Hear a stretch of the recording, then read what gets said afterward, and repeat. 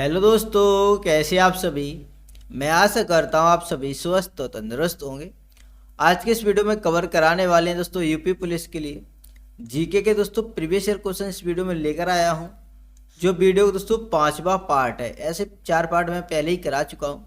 आप देखना चाहते इसी चैनल पर जाके देख सकते हैं, नहीं तो दोस्तों आपको इसी वीडियो के एंड स्क्रीन में इसकी प्लेलिस्ट मिल जाएगी, आप वहाँ से क्लिक करके भी देख सकते हैं।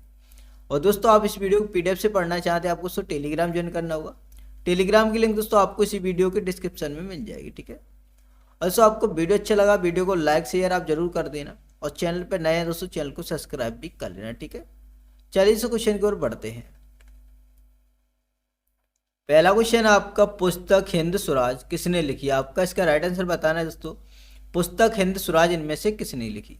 इसका राइट आंसर होगा दोस्तों मोहनदास करमचंद गांधी ने दोस्तों पुस्तक हिंद स्वराज लिखी थी। ऑप्शन नंबर 1 सही होगा, ठीक है।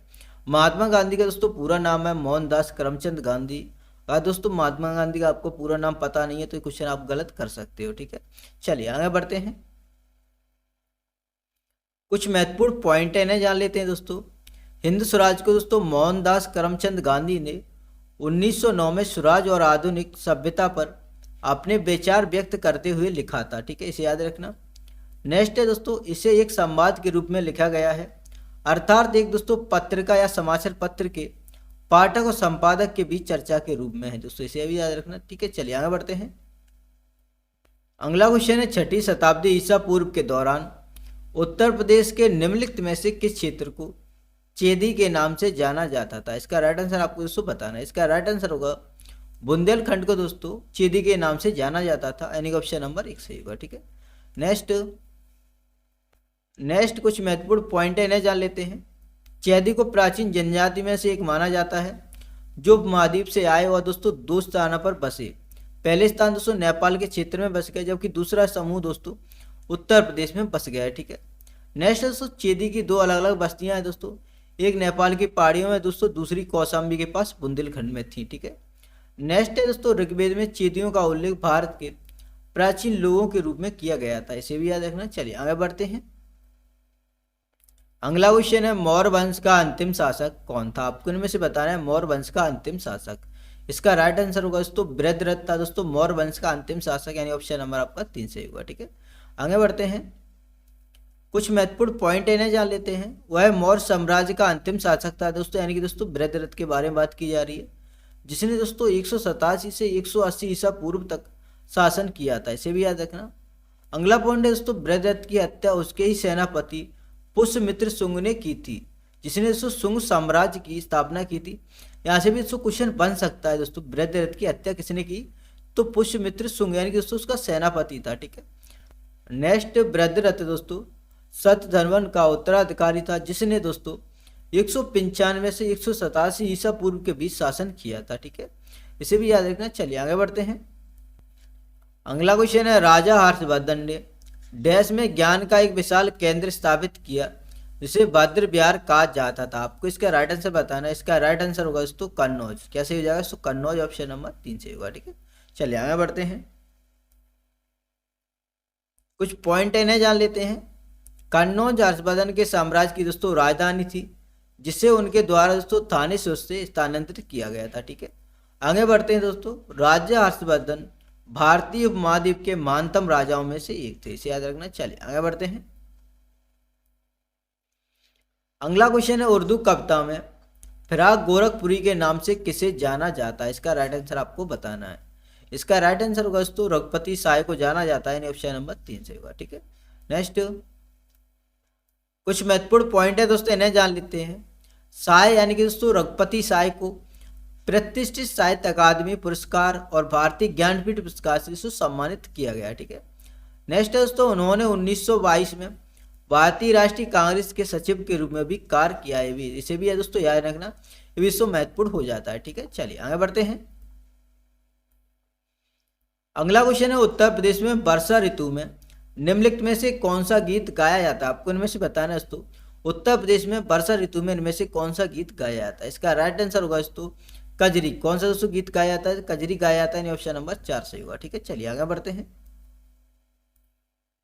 नेक्स्ट महत्वपूर्ण पॉइंट है, इन्हें जान लेते हैं। कजरी की विभिन्न शैलियां हैं, जो सावन, झूला, विरह आदि हैं दोस्तों। नेक्स्ट है कजरी संगीत में मुख्य रूपांकनों में राधा और किशन शामिल हैं जो दिव्य प्रेमियों की प्रतिष्ठित कल्पना है दोस्तों, इसे भी याद रखना। ठीक है, चलिए आगे बढ़ते हैं। अगला क्वेश्चन है भारत का पहला राज्य कौन सा है जिसने पूरे राज्य के सभी घरों के लिए छत पर वर्षा जल संचयन संरचना को अनिवार्य किया है? इसका राइट आंसर आपको बताना है। इसका राइट आंसर होगा दोस्तों तमिलनाडु। ठीक है, ऑप्शन नंबर 3 से हो जाएगा। चलिए आगे बढ़ते हैं।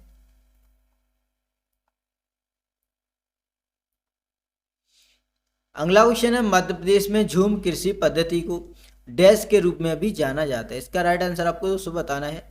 मध्य प्रदेश में जो झूम कृषि है वो पद्धति को किस रूप में जाना जाता है? इसका राइट आंसर होगा दोस्तों दहिया के रूप में जाना जाता है। दोस्तों दहिया के रूप में जाना जाता है, ऑप्शन नंबर 3 से होगा। ठीक है, चलिए नेक्स्ट। अगला क्वेश्चन है कर्नाटक संगीत में एक अल्पना हिंदुस्तानी शास्त्रीय संगीत रूप में एक डैश के समान है? इसका राइट आंसर बताना है। इसका राइट आंसर होगा दोस्तों अलाप, ऑप्शन नंबर 3 से होगा। ठीक है, चलिए आगे बढ़ते हैं। कुछ पॉइंट है दोस्तों, इन्हें जान लेते हैं। कर्नाटक संगीत शास्त्रीय संगीत की दक्षिण भारतीय शैली है दोस्तों, इसे याद रखना। नेक्स्ट है हिंदुस्तानी और कर्नाटक शैली दोस्तों भारतीय संगीत की दो उप शैलियां हैं। ठीक है, इसे भी याद रखना। चलिए आगे बढ़ते हैं। अगला क्वेश्चन है डैश एक सरल उपकरण जो खरपतवार को हटाने और मिट्टी को पोला करने के लिए उपयोग किया जाता है? इसका राइट आंसर आपको बताना है। इसका राइट आंसर होगा दोस्तों कुदाल है दोस्तों, जिससे दोस्तों खरपतवार को हटाया जाता है और दोस्तों मिट्टी को पोला किया जाता है। ठीक है, ऑप्शन नंबर 1 सही हो जाएगा। ठीक है, नेक्स्ट। अगला क्वेश्चन है निम्नलिखित में से कौन सा मानव रोग जीवाणु के कारण होता है? आपको इनमें से बताना है कौन सा दोस्तों मानव रोग है जो जीवाणु के कारण होता है। इसका राइट आंसर होगा दोस्तों अंत्र ज्वार। ठीक है, ऑप्शन नंबर 4 सही होगा। चलिए आगे बढ़ते हैं। महत्वपूर्ण पॉइंट है इन्हें जान लेते हैं। आंत्र ज्वार एक संक्रामक रोग है जो जीवाणु साल्मोनेला टाइफी के कारण होता है दोस्तों। यहाँ से भी क्वेश्चन पूछा जा सकता है दोस्तों, किस कारण होता है दोस्तों? तो जीवाणु के कारण होता है, जीवाणु का नाम पूछा जा सकता है। ठीक है, नेक्स्ट दोस्तों खसरा रूबेला वायरस के कारण होता है। ठीक है, यहाँ से भी क्वेश्चन बन सकता है। नेक्स्ट दोस्तों खसरा दोस्तों एक अत्यधिक संक्रामक और दोस्तों गंभीर रोग है। नेक्स्ट है पोलियो या पोलियोमाइलाइटिस पोलियो वायरस के कारण होने वाला एक संक्रामक रोग है। यहाँ से भी दोस्तों क्वेश्चन पूछा जा सकता है दोस्तों किस कारण होता है। ठीक है, किस वायरस के कारण होता है। अगला पॉइंट है दोस्तों हेपेटाइटिस बी विषाणु के कारण होता है। यहाँ से भी क्वेश्चन बन सकता है, ये दोस्तों महत्वपूर्ण है। ठीक है, चलिए आगे बढ़ते हैं। अगला क्वेश्चन है निम्नलिखित में से किस लैटिन अमेरिकी देश में वर्ष 2000 में जल आपूर्ति के निजीकरण के खिलाफ जल युद्ध हुआ था? आपको इसका राइट आंसर बताना है। इसका राइट आंसर होगा दोस्तों बोलिविया में। ठीक है, ऑप्शन नंबर 3 से होगा। चलिए आगे बढ़ते हैं। अगला क्वेश्चन है राष्ट्रमंडल मानवाधिकार पहल का मुख्यालय डैश में स्थित है? आपको दोस्तों बताना है राष्ट्रमंडल मानवाधिकार पहल का मुख्यालय कहाँ स्थित है? इसका राइट आंसर होगा दोस्तों नई दिल्ली में। कहाँ पे दोस्तों? नई दिल्ली में, ऑप्शन नंबर 3 से होगा। नेक्स्ट अगला क्वेश्चन है वह पहला विदेशी गंतव्य स्थान कौन सा था जिसे पीएम मोदी ने शपथ ग्रहण करने के बाद दौरा करने के लिए चुना था? इसका राइट आंसर आपको बताना है। इसका राइट आंसर होगा दोस्तों भूटान को चुना था, ऑप्शन नंबर 3 से होगा। ठीक है, चलिए आगे बढ़ते हैं। अगला क्वेश्चन है निम्नलिखित में से कौन सा देश भारतीय राज्य उत्तर प्रदेश के साथ अपनी सीमा को साझा करता है? इसका राइट आंसर बताना है।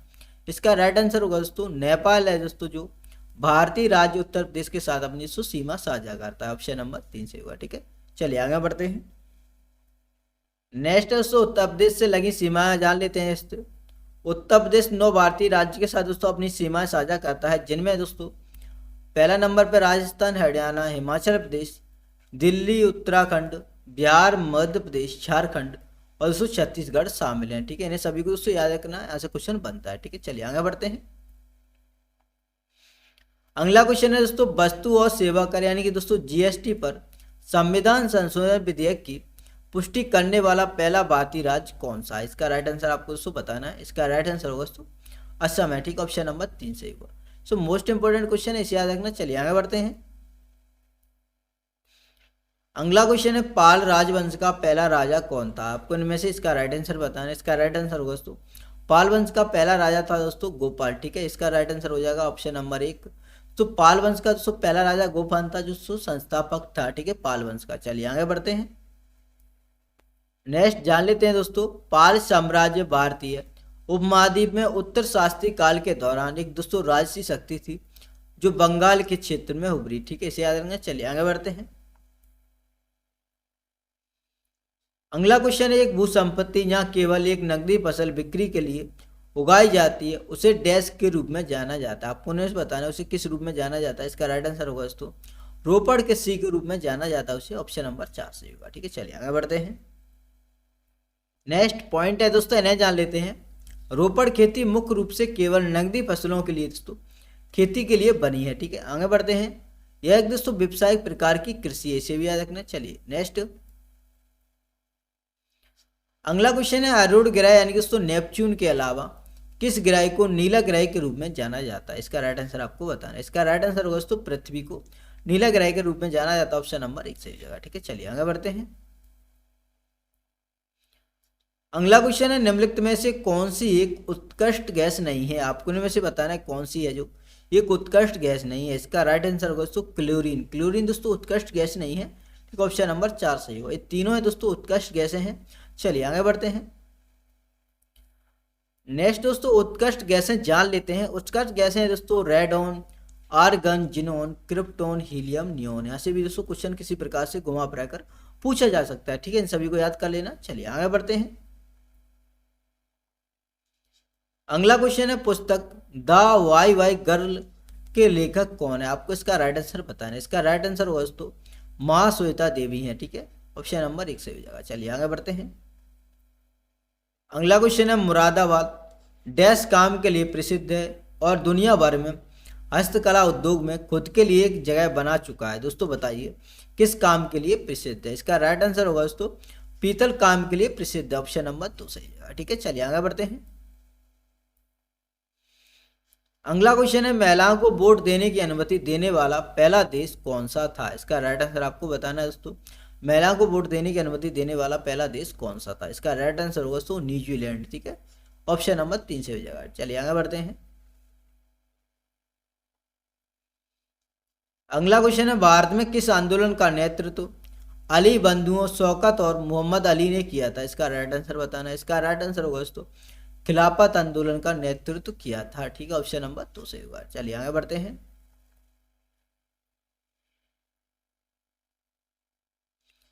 अगला क्वेश्चन है, भारतीय संविधान का भाग 4 डैश से संबंधित है। आपको इनमें से बताना है दोस्तों भारतीय संविधान का जो भाग 4 है इनमें से किससे संबंधित है। इसका राइट आंसर होगा दोस्तों राज्य के नीति निदेशक तत्व से संबंधित है, यानी कि ऑप्शन नंबर 2 से होगा। ठीक है, चलिए आगे बढ़ते हैं।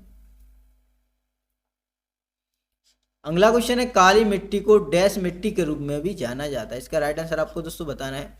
काली मिट्टी को किस रूप में अन्य रूप में भी जाना जाता है। इसका राइट आंसर होगा दोस्तों काली मिट्टी को दोस्तों रेगुलर मिट्टी के रूप में भी जाना जाता है, ऑप्शन नंबर 1 से हो जाएगा। ठीक है, चलिए नेक्स्ट